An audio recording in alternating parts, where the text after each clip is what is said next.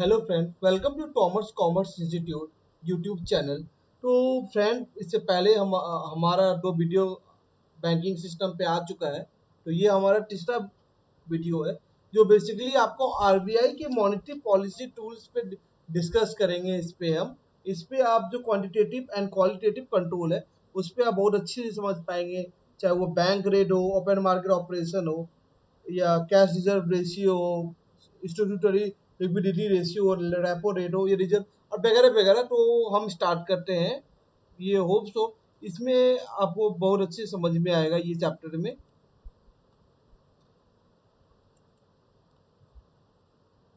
तो अभी हम आरबीआई के क्वांटिटेटिव एंड क्वालिटेटिव इंस्ट्रूमेंट के बारे में बात कर रहे थे। तो इसका जैसे मैंने बताया आपको बैंक रेट पॉलिसी। तो बेसिकली बैंक रेट पॉलिसी है क्या, इस पर हम डिस्कस करेंगे। तो ये बैंक रेट पॉलिसी को हम ऑल्सो डिस्काउंट रेट बोलते हैं, जिसमें से जो सेंट्रल बैंक जो है वो discount eligibility paper like approval security, bills of exchange, commercial paper held by the commercial bank. इसमें आप देख पाएंगे the bank rate is the official interest at which the RBI rediscount the approve bill by which the commercial bank. मतलब ये basically जो RBI जो commercial bank को इन लोन अभी इंटरेस्ट लोन देती है, वो बेसिकली वो बता रहा है ये जो अभी 6% पे दे रही है। अभी जो हमारा for controlling the credit inflation and money supply RBI increase the bank rate. तो अभी जो करंट बैंक रेट जो है वो 6% है। तो अब आप देख पाएंगे ओपन मार्केट ऑपरेशन। इसमें क्या होता है कि ओपन मार्केट ऑपरेशन में गवर्नमेंट का जो सिक्योरिटी होता है वो खरीदा जाता है या बेचा जाता है। जब इसमें आप देख पाएंगे open market operation refer to direct sale and a purchase of security the bills in the open market by RBI the aim to control volume of credit. इसमें क्या होता है बेसिकली ओपन मार्केट, ये हमारा क्वांटिटेटिव मेजर्स है, qualitative measures भी पढ़ेंगे अभी।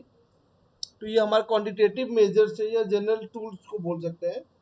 तो ये ओपन मार्केट ऑपरेशन जब भी कमर्शियल बैंक के पास ज़्यादा पैसा आ जाता है या मार्केट में जब ज़्यादा पैसा आ जाता है, तो इसको कंट्रोल करने के लिए आरबीआई अपना ओपन मार्केट ऑपरेशन लाती है, जिसमें से ये गवर्नमेंट सिक्योरिटी को कमर्शियल बैंक को बेचती है और जिससे कमर्शियल बैंक के पास पैसा कम हो जाता है।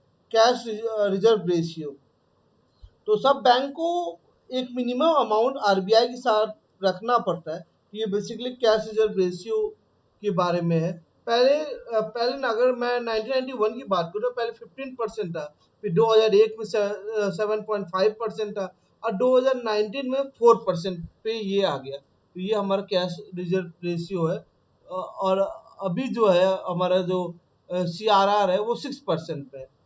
अब स्टैट्यूटरी रिजर्व रेशियो के बारे में बात करें तो इसमें क्या होता है, ये गवर्नमेंट इसमें is refer to the portion deposit by the bank in which has to keep itself in liquid asset। इसमें क्या होता है कि आपको कमर्शियल बैंक को लिक्विड के फॉर्म में सेंट्रल बैंक के पास पैसा रखना पड़ता है, गोल्ड, अप्रूव गवर्नमेंट सिक्योरिटीज, ये सब के फॉर्म में। जो अभी एसएलआर है कि अब इनका अर्जेंट में एनडीटीएल जब इनको अचानक पैसे की जरूरत पड़े तो उस समय ये पैसे दे पाए। होता क्या है कि ये बैंक के बारे में इससे पहले वाले भी इसमें हमने समझा था कि बैंक जो एक एक जगह से कलेक्ट करती है, पब्लिक से वो कलेक्ट करती है, फिर उसको इंटरेस्ट देती है या उसको फिर लोन देती है दूसरे पब्लिक को। दोनों का जो इंटरेस्ट रेट है उसमें बैंक को प्रॉफिट होता है वो ऑपरेशन करने में। तो बेसिकली क्या होता है जब एक एक साथ बहुत सारे जो कस्टमर बैंक के जो होंगे वो अगर पैसे मांगेंगे तो उनको ये 25% रखना पड़ता है, अभी रखना पड़ेगा। इससे पहले जो था 1991 में ये 3 से 15% रखना होता है। इसमें 1991 में 15% था, 2001 में 7.5% था, 2019 में 4% था, अभी करंट का 6% है। तो ये बेसिकली हमारा आता है। बट एक हमारा रेपो रेट इसमें शायद नहीं मेंशन है, तो मैं रेपो रेट का मैं आपको दिखाता हूँ।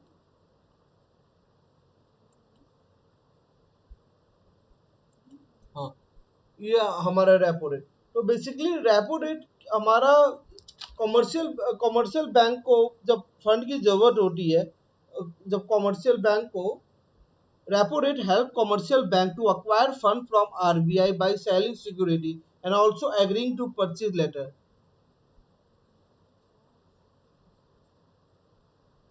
तो जब कमर्शियल बैंक को जब पैसे की जरूरत पड़ती है, तो आरबीआई से पैसे लेने के लिए, तो वो कमर्शियल बैंक अपना सिक्योरिटीज भेज देती है आरबीआई के पास। और जब इसको वापस चाहिए होता है तो वो रिजर्व इसको परचेज करती है, उसको रिजर्व परचेज करती है, और उसको हम लोग रिजर्व रेपो रेट बोलते हैं।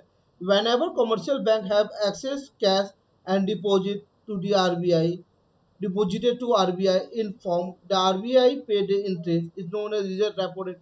जब भी कमर्शियल बैंक के पास ज़्यादा पैसा होता है तो वो आरबीआई के पास डिपॉजिट करती है, उसके बदले में आरबीआई आरबीआई उसको इंटरेस्ट पे करती है। और जब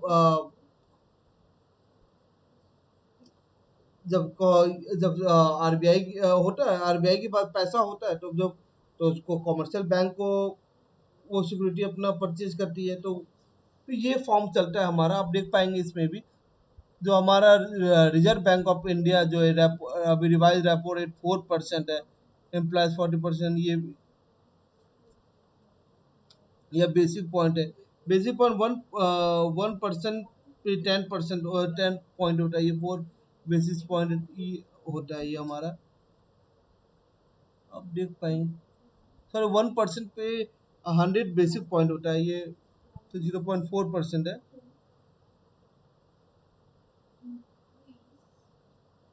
when commercial bank approve when commercial bank approached the Reserve Bank of India for the fund, they charge a certain amount of interest. The interest which the RBI lend to this commercial bank is called repo rate। जब commercial bank reserve bank के पास आती है, जब commercial bank reserve bank के पास आती है interest के लिए, और जब उस पर वो रिजर्व बैंक जब उसको कॉमर्शियल बैंक को जो लोन देती है उसको रेपो रेट बोलते हैं। इन केस, अब ये एग्जांपल है, मैं इसको ज़्यादा लंबा नहीं करूँगा ताकि वीडियो बहुत ज़्यादा लंबा ना हो। Reserve repo rate is reserve repo rate is the interest offer by the reserve RBI to the bank who deposit fund into the treasury।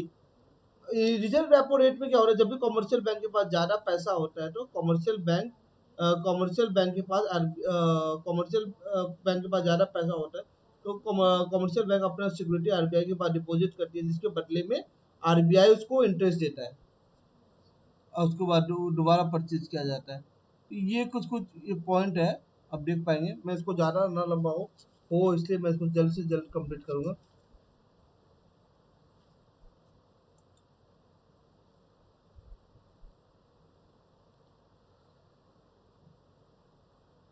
ये तो हमारा क्वांटिटेटिव था। अब क्वालिटेटिव क्वालिटेटिव मेजर्स पे करेंगे, इसको सेलेक्टिव मेजर्स पे करते हैं। तो पहला जो है सीलिंग ऑन क्रेडिट, जो हमारा जो मार्जिन रिक्वायरमेंट है, this refer to the difference between security offer and the amount borrowed by bank. इसमें क्या होता है कि इसमें सेलिंग ऑन क्रेडिट होता है कि lending capacity of bank grant advance against the certain control security, तो उसको रोका जाता है। इसमें रिस्ट्रिक्शन लगाया जाता है कि फॉर एग्जांपल मैं अगर बात करूं, this refer to difference between, मैं इसमें नोट्स में भी आपको दिखाता हूं, मॉनेटरी पॉलिसी।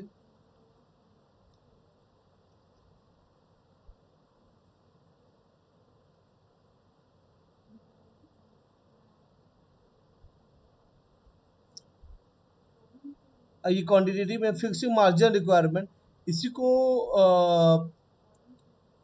इसी को अभी हम मार्जिनल रिक्वायरमेंट में पढ़ रहे थे। तो मार्जिनल रिक्वायरमेंट में क्या होता है कि the portion of loan amount which is not finance by bank, a charge of margin imply the loan size, the method is use to encourage the credit supply और नीडी। इसमें basically क्या होता है, एग्रीकल्चर या भी अपने MSME के लिए देखा होगा, उसके लिए जो मार्जिन रिक्वायरमेंट होता है वो कम होता है कंपेटिवली टू अगर कोई और सेक्टर जो बूम पे है, for example Chinese import, Chinese product पे, उस पे जो लोन की फैसिलिटीज होगी वो ज़्यादा होगी। Consumer credit system RBI can control money supply by changing down the payment and installment EMI rules पे भी है। सेलेक्टिव क्रेडिट कंट्रोल्स, तो इसमें डिस्क्रिमिनेटरी इंटरेस्ट रेट भी होता है जो इसमें नहीं मेंशन है। इसमें क्या होता है कि जो फॉर एग्जांपल वाइन के लिए आप लोन चाहे, उसमें उसमें 40% होगा या 45 या 30% होगा, और एमएसएमई एग्रीकल्चर के लिए 1% होगा। इसमें इसको डायरेक्शन भी देती है, डायरेक्शन एक्शन भी देती है। इसमें डायरेक्शन एक्शन में क्या होता है, वो जब इसमें देखती है कि जब बैंक, देखिए डायरेक्शन एक्शन के बारे में इसमें बताया भी होगा, this step is taken by RBI against bank not to fulfil the condition requirement, RBI में reduce to discount their bills and security. इसमें बेसिकली एग्जांपल तौर पे मैं बताऊं कि आपका 10 दिन में एग्जाम है और आप बैठ के गेम खेल रहे हैं या आप टाइम वेस्ट कर रहे हैं, तो आपके पेरेंट्स आपको डायरेक्ट करेंगे भाई पढ़ाई कर ले, उसे आपके आपके मॉरल को उठाने के लिए। तो ये बेसिकली हमारा बताया, इसमें ये बताया गया है। तो आप इसमें मॉनेटरी पॉलिसी के बारे में भी आप देख लीजिए, मॉनेटरी पॉलिसी क्या है, तो मैंने ये दिखाया एक पीडीएफ में बताया था। तो मॉनेटरी पॉलिसी जो है ये आरबीआई के द्वारा हेडेड होता है। इसमें यही बेसिकली मॉनेटरी पॉलिसी के पास ही हमारा जो क्वांटिटेटिव एंड क्वालिटेटिव पर है ये इन्हीं का काम होता है। फंक्शंस में इसमें देखेंगे, इसको इन्फ्लेशन को टारगेट करते हुए सारा इसमें फंक्शंस देखेंगे। और जो होप सो आपको समझ में आ रहा होगा, मैं ज़्यादा ना इसको लंबा करूँगा, इसलिए मैं इसको एंड करता हूँ। Thank you. मुझे लगता है कि क्वांटिटेटिव एंड क्वालिटेटिव मेजर्स आपको अच्छे से समझ में आ गया होगा, और अगर आपको फिर भी डाउट है तो फिर आप मुझे कॉल कीजिएगा। मस्ट सब्सक्राइब, मेरा चैनल जरूर सब्सक्राइब कीजिए, ताकि अगर यूजीसी के एस्पिरेंट है तो आपके लिए यूजफुल रहेगा। एक स्टूडेंट का दूसरे स्टूडेंट से कॉन्टैक्ट, और एक स्टूडेंट का दूसरे स्टूडेंट से सारा इंफॉर्मेशन शेयर होगा। तो होप सो आप मेरे चैनल को सब्सक्राइब करेंगे। Thank you.